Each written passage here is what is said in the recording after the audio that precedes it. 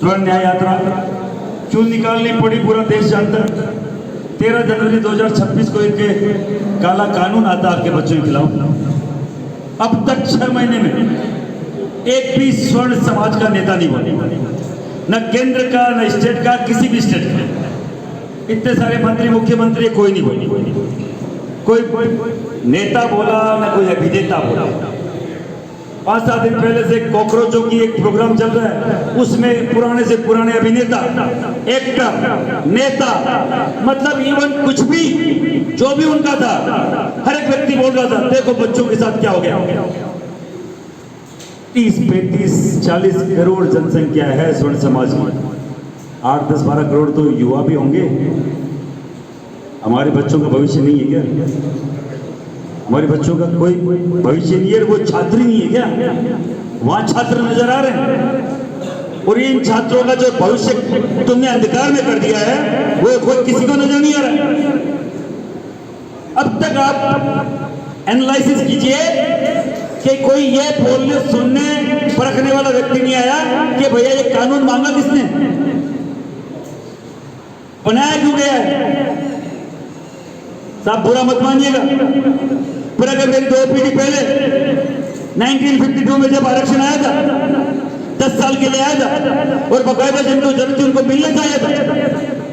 आप सब लोगों ने बोला नहीं साहब, अपने ही लोगों ने कि नहीं आरक्षण मिलना चाहिए 10 साल के, इन लोगों को मुख्य धारा में आना चाहिए जो कहीं ना कहीं पिछड़े हैं।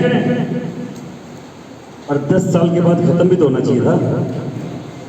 आप लोगों ने विरोध नहीं किया, 2 पीढ़ियों ने भुगता, 3 पीढ़ियों ने भुगता। हमारे लोग भी, सामान्य वर्ग के लोग कम से कम 30-40% की भागीदारी में गवर्नमेंट जॉब में होते हैं। अगर उसका विरोध किया होता तो कि भैया हो गया, तुमने 10 साल के लिए बोला, 10 साल के लिए हो गया, 20 साल के लिए कर देते यार, कोई बात नहीं। मंडल आयोग आया, मंडल आयोग लागू हुआ कि साहब 10 साल से बाहर नहीं पड़ेगी, ये 10 साल हर 10 साल पर रिव्यू करेंगे और देखेंगे उनको कितना % मिला। आज तक खत्म नहीं हुआ, आप लोगों ने विरोध नहीं किया। सब 3-3 पीढ़ियां खा गई है। SC/ST कानून आया,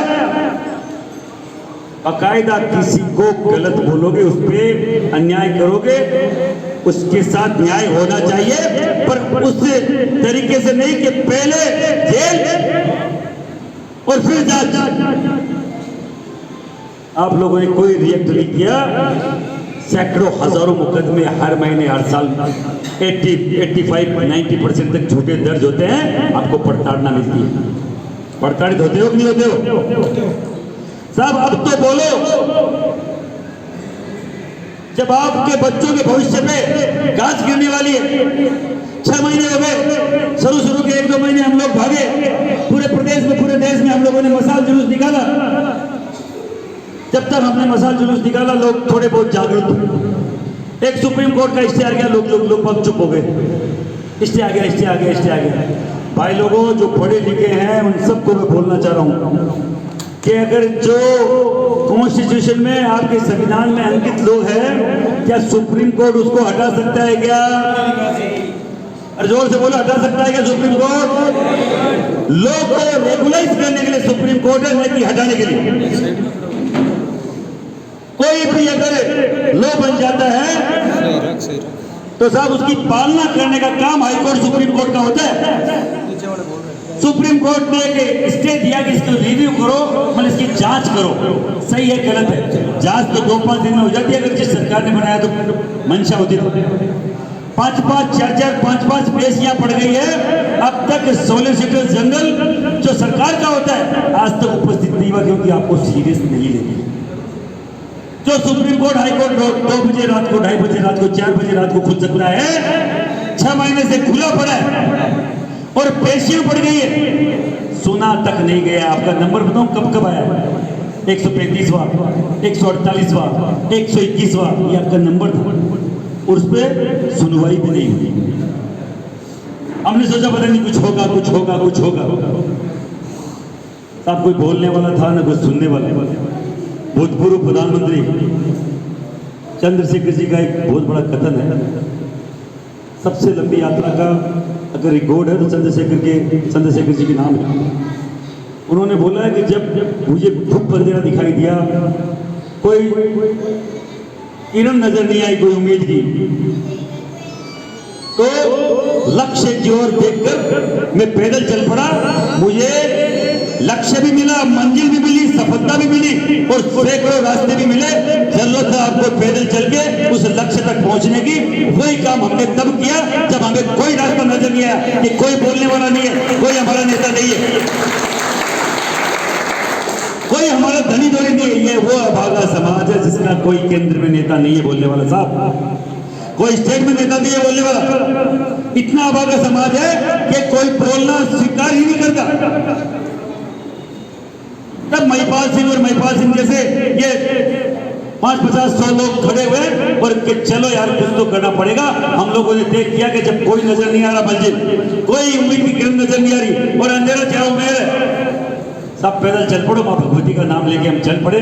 मगर क्या इसका हासिल होगा, क्या इसका रिजल्ट आएगा हमें नहीं मालूम भविष्य के गर्द में। पर भगवती कृपा है कि आप लोग यहाँ इकट्ठे हैं। भगवती कृपा है कि जागृति आ रही है। हम लोग जन चेतना के लिए चले थे। मुझे मालूम है मेरे समाज के 80% लोगों को नहीं मालूम है यूजीसी क्या है।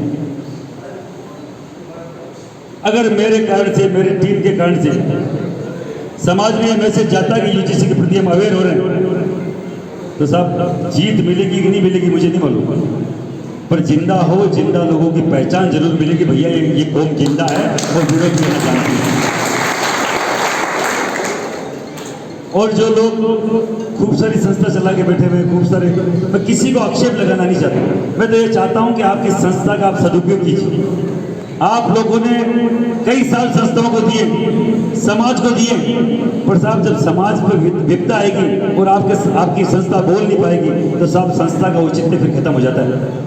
मैं इसलिए नहीं बोल रहा हूँ कि मैं खुद संस्था चलाता हूँ, मैं इसलिए बोल रहा हूँ तकलीफ है कि ऐसी खूब सारी संस्था है जिनके एक आवाज पर लाखों लोग आते हैं, जिन पे लोगों का बाकायदा कहीं ना कहीं विश्वास। ऐसे में समाज के प्रबुद्ध जन है, उनको आगे आना चाहिए। मैं आप लोगों से निवेदन करना चाह रहा हूं, यूनिवर्सिटी ग्रांट कमीशन ने एक यूजीसी एक्ट में एक इक्विटी कमीशन लागू किया है जिसमें समानता, इक्विटी एक्ट मतलब समानता आयोग। उसमें समानता कितनी है बताऊं आपको?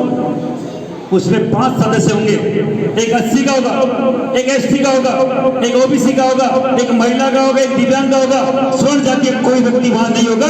मतलब पहले दिन से आपको अपराधी घोषित कर दिया कि अपराध केवल स्वर्ण समाज का युवा करता है, ये उनका मानना है।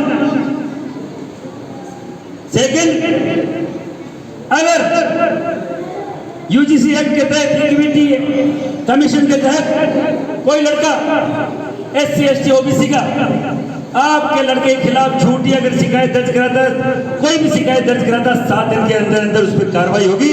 पहली कार्रवाई क्या है? प्रथम दिन जिस दिन शिकायत दर्ज हुई वो एफआईआर से भी बड़ी है, बाकायदा रजिस्ट्रेशन रद्द हो जाएगा, पुलिस से रजिस्ट्रेट कर दिया जाएगा। सेकेंड स्टेप, मुकदमा दर्ज होगा एससी एसटी एक्ट में, एट्रोसिटी एक्ट में। थर्ड स्टेप, उसको जेल जाना पड़ेगा।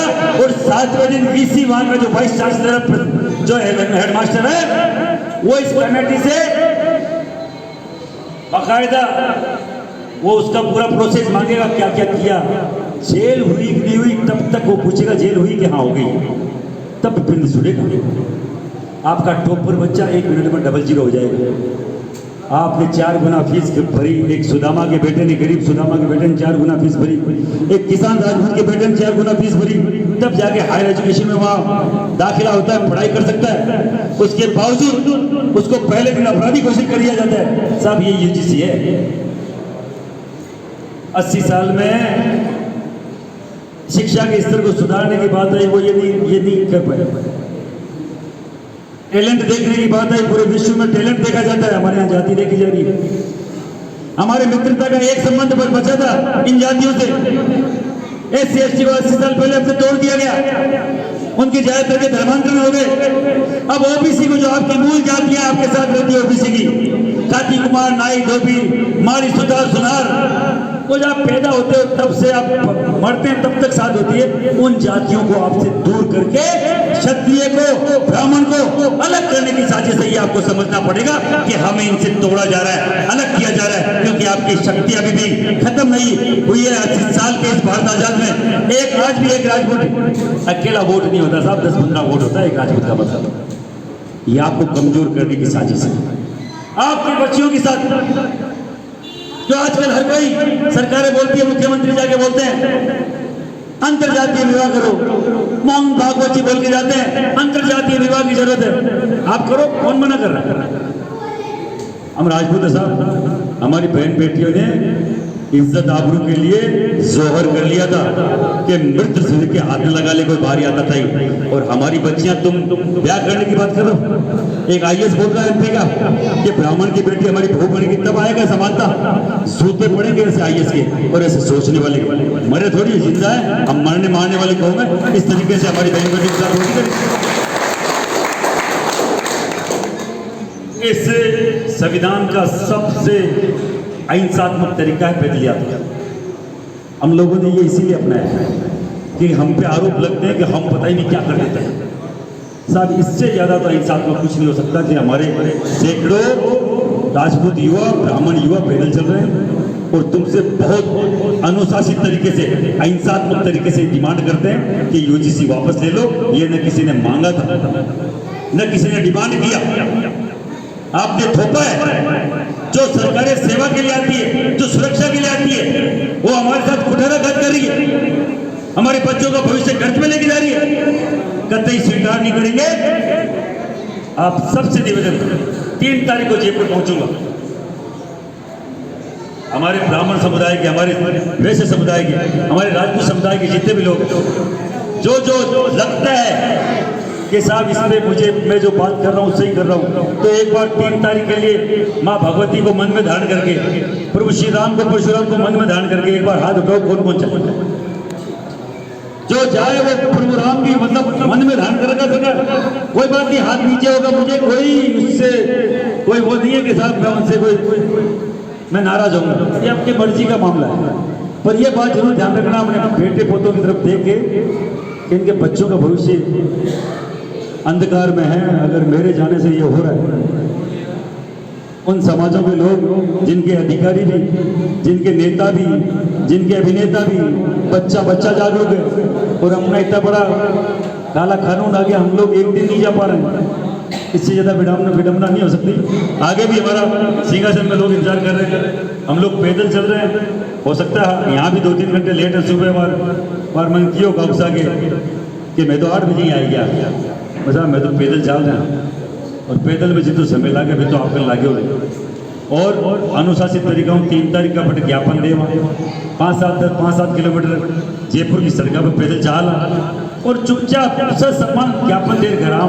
कोई हुड़दंग करवा कौन जा रहा है, कोई पत्थरबाजी करवा कौन जा रहा है, कोई तोड़फोड़ करवा कौन जा रहा है। मैं हमारा समाज का बच्चा की बात करवा माँ खातर पर ज्ञापन दे जा रहे हैं और अपन लागे के पढ़ते उनकी तरीका हूँ। एक तो एक आई दिमाग में बिठा बोले करनी सेना सेनागन बंदूक है आंगन बंदूक है तो कोई घोड़ा है तो पर मैं तो कालू साहब का सिपाही पर वे किया करता जगह जगो आपकी जात को नहीं, जगो आपकी जात को नहीं हो तो आपको बाप को नहीं, जो आपको बाप को नहीं वो देश को कभी को नहीं हो सका। सब झूठी बात है। जाति की बात आवे तो खड़ा हो जाओ, जापान की जाति की सब साल की चली। और साहब एक और बात क्या बजाऊ हमारे ई पैदल यात्रा ले सकना हो ज्यादा मोटिवेट 2-5 आदमी गिरा। मैं ढाका गांव का एक युवा भी है, एक टोपिया जगह फिर बोले बनी ए बेच लिया खुद का मन पे छतरिया मान दी 200 लिया तो किया के बरसात खूब है 200-250 छतरिया लाऊं मैं दिल्ली यूजीसी रोल पे करा नहीं ले रहा उससे नाम पर आदमी को नाम लेना जरूरी है। जगो आदमी निस्वार्थ भाव आयान की सेवा करे धांग राजू में तारपुर है हमारा बीच का बीच में बैठे साहब टोपिया छतरी आगे तरफ। और पिछला कई दिनों हमारे साथ है जयपुरी विराजा करे आप लोग पहचानता बोला आप लोग गाँव को भाई पर साहब हमारी खूब सहायता करिए। और आज तो खूब सारा भाई लोग को भी सहयोग बोलो आपका अड्डा तो आपकी खुद की व्यवस्था बोली आप तो खुद के हिसाब आया पर हमारा जयपुर की कई सारी व्यवस्था राजू बना करिए। बन धन्यवाद रहे कि ताली बजाओ पूरा गांव का यहाँ का 150 मान राजू बना मिल जाए तो मैं पूरा देश नहीं गा दूँ मागन सब ना मोटी धुड़की कमी है चंदो कोई कन मांगा कोनी मांगड़ा मुंडा का वो क्या करन ठाकर के था शर्माए लड़ता कौन शर्माए तो मान तो कहता शर्माए की रोटी की व्यवस्था कौन करी। और भगवती की अब तक कृपा रही है कि हमारी 50-60% जगह खुद व्यवस्था होगी, कोई 20-30-40% की व्यवस्था मैं कर ली मिल मांगा तो खुद को मांगो टेंट चले सके 1000 आदमी को 500 आदमी को वाटर प्रूफ टेंट है, रोटी बना बड़ा हलवाई सा के चले एक झंडा एक धागे टी शर्ट है मैं सब चीज फटाफट छपा लिया पेम्पलेट वगैरह सब छपा लिया। मान ध्यान लगे मान जगह था 15-18 दिन हो जाए बी टाइम तक करो करी कुल सब भगवती कृपा है माँ करनी कृपा है। आप सब लोगों का आशीर्वाद है कि लोग अब जाग रहे हैं और बेजत रवाना है अभी टाइम आप भीड़ी मत हम बताओ जो 15 दिन की सपना बढ़िया व्यवस्था को सपना ज्यादा स्टेट का तो मामलो तारपुरा को है। आपको बहुत धन्यवाद।